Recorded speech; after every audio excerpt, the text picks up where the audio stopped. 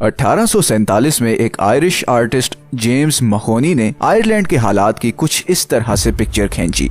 Ireland की गलियां लोगों की लाशों से भरी हुई थी। माएं अपने भूखे बच्चों को सीने से लगाए रोटी के चंद टुकड़ों के लिए भीख मांग रही थी। हर तरफ गरीबी, भूख, मायूसी और मौत के साए मंडला रहे थे। आयरिश पोटैटो फैमिन, या जिसे द ग्रेट हंगर भी कहा जाता है, सिर्फ 7 सालों में 10 लाख आयरिश लोगों की जान ले चुका था। पूरे आयरलैंड की 11% आबादी इस फैमिन के नतीजे में मौत के मुंह में चली गई। ये इतना बड़ा डिजास्टर था कि आज की डेट तक आयरलैंड की आबादी रिकवर नहीं हो सकी। इस कहत के गुजरने के बाद भी कई 100 साल तक आयरलैंड एक गरीब और बैकवर्ड कंट्री ही रहा। मगर आज अगर आप दुनिया के अमीर तरीन कंट्रीज की लिस्ट देखें तो आयरलैंड आपको दूसरे नंबर पर नजर आएगा। आयरलैंड को दुनिया की सबसे एजुकेटेड, अमीर और हैप्पीएस्ट नेशन कहा जाता है। आयरलैंड की इकोनॉमी इतनी स्पीड से ग्रो कर रही है कि चंद सालों में आयरलैंड दुनिया का अमीर तरीन कंट्री बन जाएगा। लेकिन आयरलैंड के पास ना तो नॉर्वे और कतर की तरह ट्रिलियंस ऑफ डॉलर्स के ऑयल रिजर्व्स हैं, ना ही उसकी पॉपुलेशन सिंगापुर या लग्जमबर्ग की तरह छोटी है, और ना ही उसे स्विट्जरलैंड की तरह कोई तारीखी एडवांटेज मिला है। तो फिर ये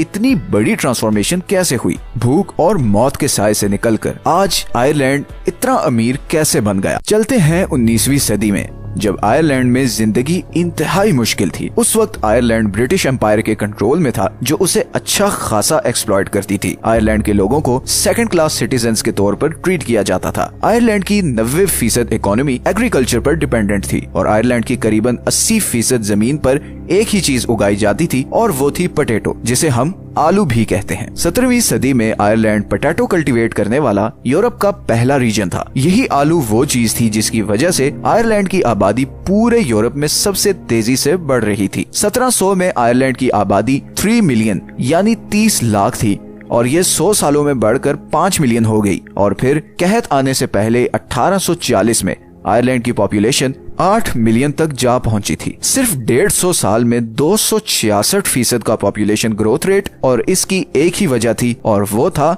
पोटैटो। आलू की 1 एकड़ की फसल और गाय का दूध एक पूरी आयरिश फैमिली को पालने के लिए काफी था। और क्योंकि ये बड़ी आसानी से कहीं भी उगाया जा सकता था और वो भी काफी बड़ी क्वांटिटी में, तो ये बहुत जल्द आयरलैंड की हर फैमिली का मेन फूड सोर्स बन गया। और यही चीज आयरलैंड के लिए एक बहुत बड़ा खतरा बनने वाली थी। आयरलैंड की सारी आबादी सिर्फ एक खाने पर डिपेंडेंट हो चुकी थी और इसीलिए जब 1845 में आयरलैंड में कहत पड़ा और आलू की फसलें तबाह होना शुरू हुई तो लाखों के हिसाब से लोग मरना शुरू हो गए। आप लोगों को शायद अंदाजा नहीं है कि ये कितनी बड़ी ट्रेजेडी थी और अभी तक आयरलैंड इसके इफेक्ट से बाहर नहीं निकल सका। मैं आपको एक एग्जांपल से समझाता हूँ। 1840 में आयरलैंड की आबादी थी 8 मिलियन। 1845 में आयरलैंड में जबरदस्त फैमिन आया, जिसकी वजह से पोटैटो की करीबन 40% फसलें तबाह हो गईं और एक साल बाद 1846 में आलू की सारी फसलें तबाह हो चुकी थी। आप अंदाजा करें कि आपके पास खाने की एक ही चीज हो और वो बिल्कुल खत्म हो जाए तो क्या हशर होगा। इस सारे अरसे में ब्रिटिश एम्पायर ने आयरलैंड की बिल्कुल भी कोई मदद नहीं की। सिर्फ 10 सालों में 1845 से 1855 के दरमियान आयरलैंड की आबादी में से 30 लाख लोग कम हो गए। इस 30 लाख में से 10 लाख लोग भूख और बीमारी से मर चुके थे, जबकि बाकी 20 लाख लोग आयरलैंड छोड़कर अमेरिका की तरफ भाग गए। इतनी बड़ी इमिग्रेशन अमेरिकन हिस्ट्री में कभी नहीं हुई थी और इसीलिए 1860 में अमेरिका में 81% इमिग्रेंट्स आयरिश थे। ये इतना बड़ा लॉस था कि 200 साल गुजरने के बावजूद अभी तक आयरलैंड इस पॉपुलेशन गैप को दोबारा फिल नहीं कर सका। इसीलिए आयरलैंड आज यूरोप और दुनिया का वो अकेला कंट्री है जिसकी करंट पॉपुलेशन 1840 की पॉपुलेशन से बहुत कम है। फैमिन तो 6-7 सालों में खत्म हो गया, मगर आयरलैंड के हालात खराब से खराब होते गए। 1922 में आयरलैंड ने ब्रिटिश एम्पायर से आजादी हासिल कर ली, मगर 10 साल बाद ही उसे एक बहुत बड़ा धचका पहुंचा जब 1932 में द ग्रेट इकोनॉमिक डिप्रेशन आया। आयरलैंड पहले ही बाकी दुनिया से कट ऑफ था और ब्रिटेन से उसके रिलेशंस वैसे ही ठीक नहीं थे, जिसकी वजह से उसकी इकोनॉमी जबरदस्त क्राइसिस का शिकार हो गई। इस ग्रेट डिप्रेशन में पूरी दुनिया की इकोनॉमी तबाह हो गई थी सिवाय एक कंट्री के, और वो था Soviet union. Soviet union nationalisation और प्रोटेक्शनिस्ट पॉलिसीज की वजह से इंटरनेशनल बैंकिंग से कट ऑफ था और इसीलिए इस क्राइसिस में उसे कोई खास फर्क नहीं पड़ा।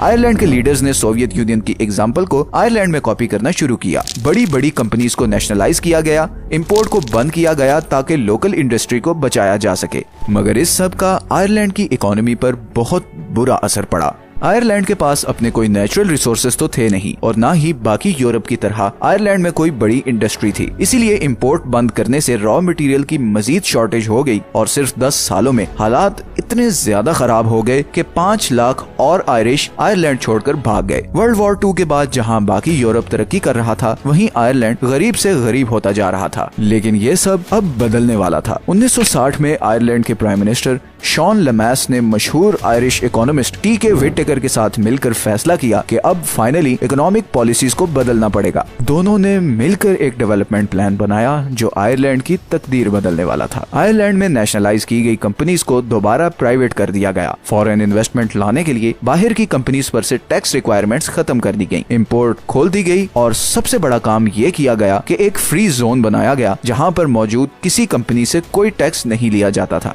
आयरलैंड ने सारे बड़े बिजनेसमैन से पैसा इकट्ठा करके इस फ्री जोन में एक एयरपोर्ट भी बनाया ताकि इस इंडस्ट्रियल एरिया को बाकी दुनिया से कनेक्ट किया जा सके। इस जोन को शैनन फ्री जोन भी कहा जाता है और ये दुनिया का पहला मॉडर्न फ्री ट्रेड जोन माना जाता है। सिर्फ 6 सालों में इन पॉलिसीज का आयरलैंड की इकोनॉमी पर जबरदस्त इफेक्ट हुआ। जहाँ बाकी सारे यूरोप में बिजनेसमैन बढ़ते हुए टैक्सेस से परेशान थे, वहीं आयरलैंड जीरो टैक्स पॉलिसी की वजह से उन्हें जन्नत लगने लगा था। बड़ी बड़ी कंपनीज ने अपनी मैन्युफैक्चरिंग आयरलैंड में शिफ्ट करना शुरू कर दी। इन कंपनीज में इंटेल एंड डी बीयर्स भी शामिल थे। इकोनॉमिक सक्सेस के बाद आयरलैंड ने एम किया कि नेक्स्ट टारगेट है यूरोपियन इकोनॉमिक अलायंस में शामिल होना। इसी दौरान 1967 में आयरलैंड ने पूरे मुल्क में फ्री एजुकेशन स्कीम इंट्रोड्यूस करवाई। अंडर ग्रेजुएट तक हर स्टूडेंट के लिए एजुकेशन मुफ्त थी। इवन के सेकेंडरी स्कूल्स की बुक्स तक का खर्चा गवर्नमेंट ही देती थी। आहिस्ता आहिस्ता आयरलैंड के हालात बदलना शुरू हो रहे थे, मगर फिर 1970s में आयरलैंड को एक और धचका लगा। 1970s में अरब इसराइल वॉर के बाद लगने वाली ऑयल सैंक्शंस की वजह से यूके और पूरे वेस्टर्न वर्ल्ड की इकोनॉमीज बुरी तरह हिल गईं। बैंक्स डिफॉल्ट कर गए, इंडस्ट्रीज बंद हो गईं और अनएम्प्लॉयमेंट बढ़ गई। मगर इस दफा आयरलैंड ऐसे किसी क्राइसिस से निपटने के लिए तैयार था। आयरलैंड ने अपने आप को बाकी यूरोप के मुकाबले में फेवरेबल बनाने के लिए कुछ और लॉज पास किए। इनकम टैक्स 20% से कम करके 10% कर दिया गया। एम्प्लॉयज को हायर